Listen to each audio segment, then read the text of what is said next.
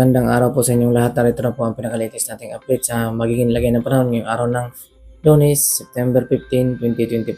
Sa kasalukuyan nga po, ang low pressure area na ating minamonitor sa loob ng ating Philippine Area of Responsibility ay huling namataan sa kanlurang bahagi ng ating bansa na kung saan nga po ito ay nasa area ng kanlurang bahagi ng Occidental Mindoro.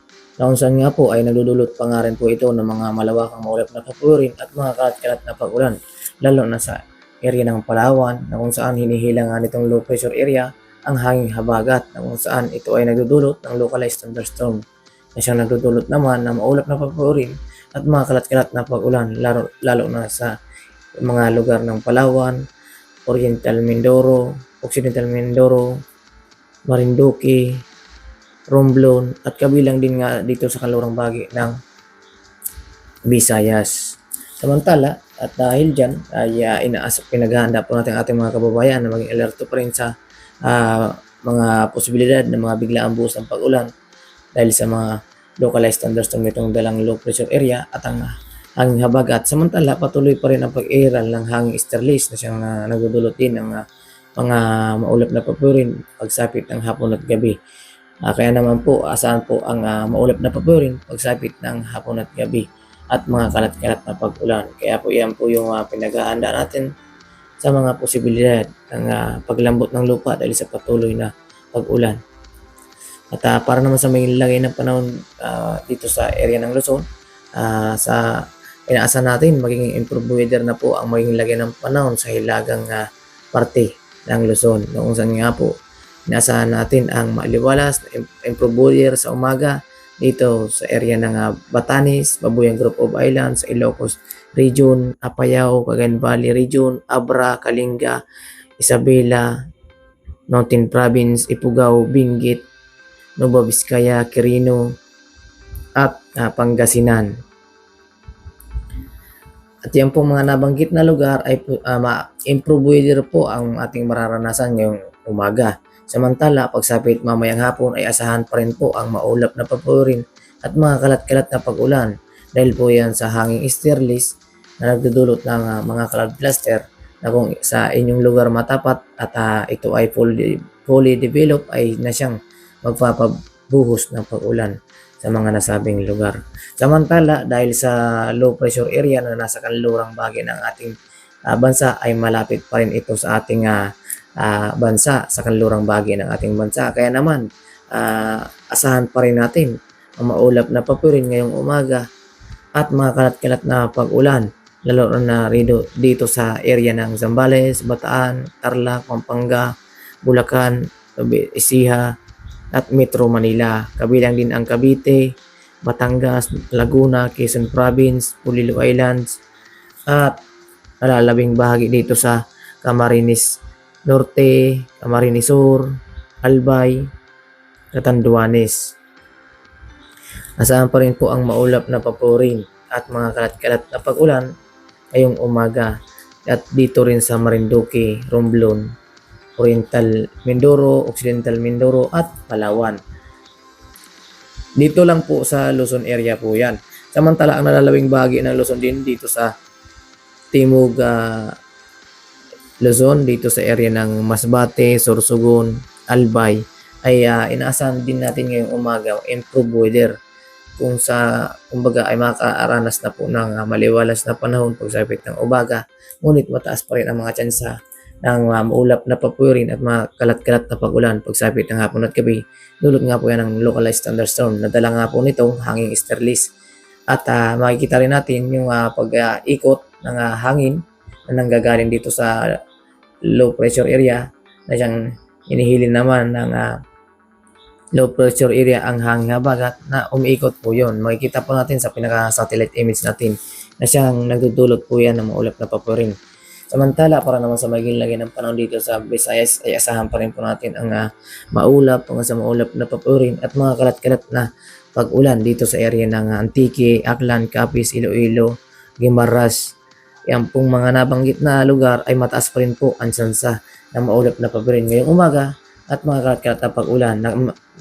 Base nga po sa pinaka latest satellite image natin na kung saan ang hanging habagat inihila nitong low pressure area kasi umiikot po dito sa may sentral ng Visayas na kung saan hagip itong area ng nabanggit na lugar dito sa Visayas at papunta dito naman sa area ng Bicol Region. Natatagos din po yan dito sa silang bahagi ng Luzon.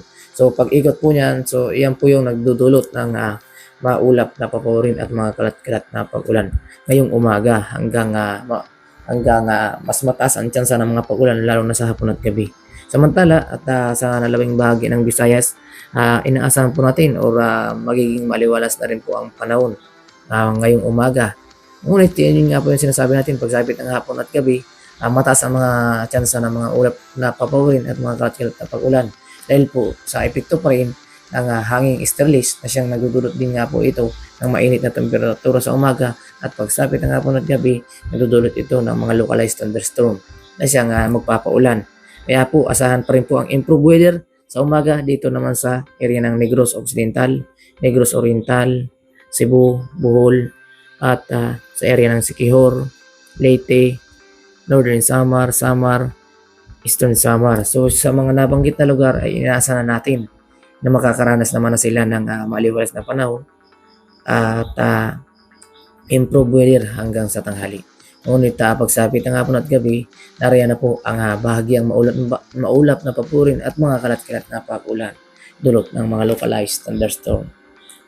At para naman sa magiging lagay ng panahon dito sa Mindanao, ay inaasahan po natin makakaranas ng improved weather ang halos buong Mindanao dahil po sa bahagyang paglayo nitong low pressure area natin minomonitor na dati ay nasa silangan na ngayon nga po nakatawid na ito ng ating kalupaan o nakatawid na ng ating bansa. So pasalamat pa rin po tayo isa lang po itong low pressure, hindi naging ganap na bagyo dito sa silangang bahagi ng ating bansa. Dahil kung ito ay nasa silangang bahagi ng ating bansa at ganap itong bagyo ay mas mataas po ang posibilidad na malakas ang epekto nito sa mga dadaanan nito. Kaya mas magpapasalamat pa rin po tayo dahil hindi po tayo dinaanan ng bagyo. So low pressure area lang po na nagdulot ng mga maulap na papurin at mga pag-ulan.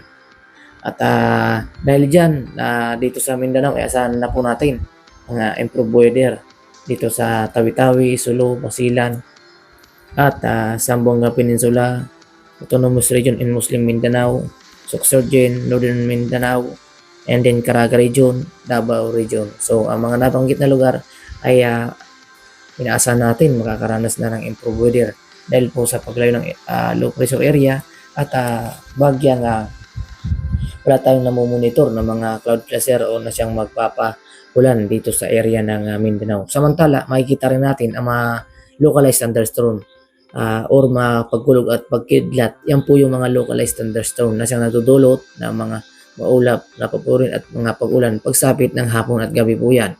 Kaya po maging alerto lang po tayo sa mga biglaang buhos ng pag-ulan pagsapit ng hapon at gabi.